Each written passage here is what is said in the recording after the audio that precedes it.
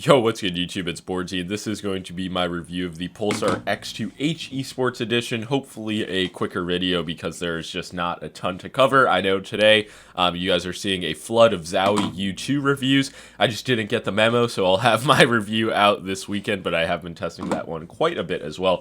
And yeah, the X2H ES, the Esports Editions in general, I just don't quite understand them. The X-Lite V3, it made a bit more sense, but this, an Ambi mouse, you're basically paying $30 more for 10 grams heavier of weight, 8K wired compatibility, and the aluminum scroll wheels. And this is a mouse that I've put around a week of use on just to see, like, what do I really think about the X2H, comparing it on and off with just the regular edition.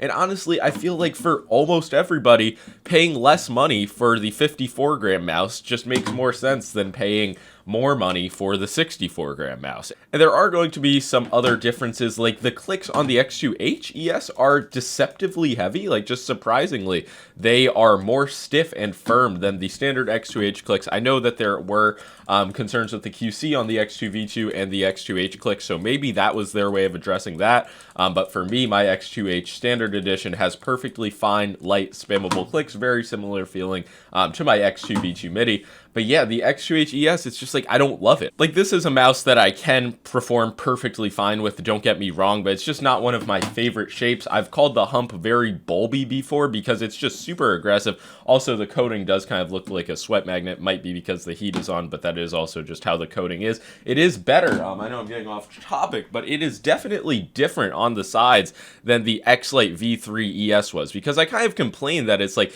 this just doesn't quite have like a grippy Zowie coating. But this mouse seems overall just to have a slightly more intense coating. I'm not sure if that's like unit-to-unit variance or what, but I'd say I'm satisfied with the grippiness and feeling of this coating compared to the X-Lite V3 ES.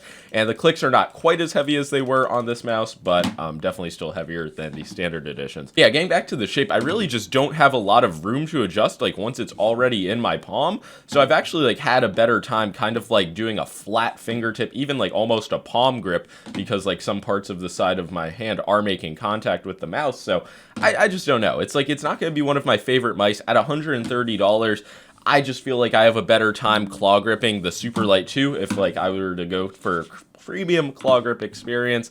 But yeah, there's also like the Zowie U2 that just came out, which I do enjoy the shape more. Obviously, like feature wise, it will technically lose out to the Pulsar Esports editions, but it's like, I don't know, 8K wired. I have not used that once. But yeah, the aluminum scroll wheel also does seem improved compared to the X-Lite V3 ES, which just didn't really have defined steps. I'll do a sound test. And you can hear this is much more just like notchy and kind of sounds like a regular wheel. And another thing I noticed is the scroll wheel click on this is just a bit heavier than it is on a regular edition. So it's just really like, I don't quite understand, unless you love the shape and you literally want a heavier mouse. Like, I just don't understand who the X2H ES is for. It's not, once again, it's not like I had a bad time using it. It is a premium mouse. It is good quality. I'm not going to say it's like the most premium mouse I've ever felt, but it's like, it's just not a bad experience. The side buttons are the exact same as they were on the regular version. I doubt you'll be able to see it, but there is actually like the slightest dent in my mouse skate over here, but even that, like, it just didn't affect the smoothness of the glide, even on glass pads and textured pads. So yeah, this is not going to get the seal of approval. It's not a top recommendation. I know I did kind of just skim over the mouse. The build quality is absolutely solid. That's one thing I do gotta give credit to. And there is, of course, the epic OLED screen, because that is what makes it an esports edition. But I feel like you can be a perfectly fine esport pro with the regular edition. And that is going to be my hot take for this video. And I will be back with mouse reviews pretty soon. Like and sub if you enjoyed. As all, peace.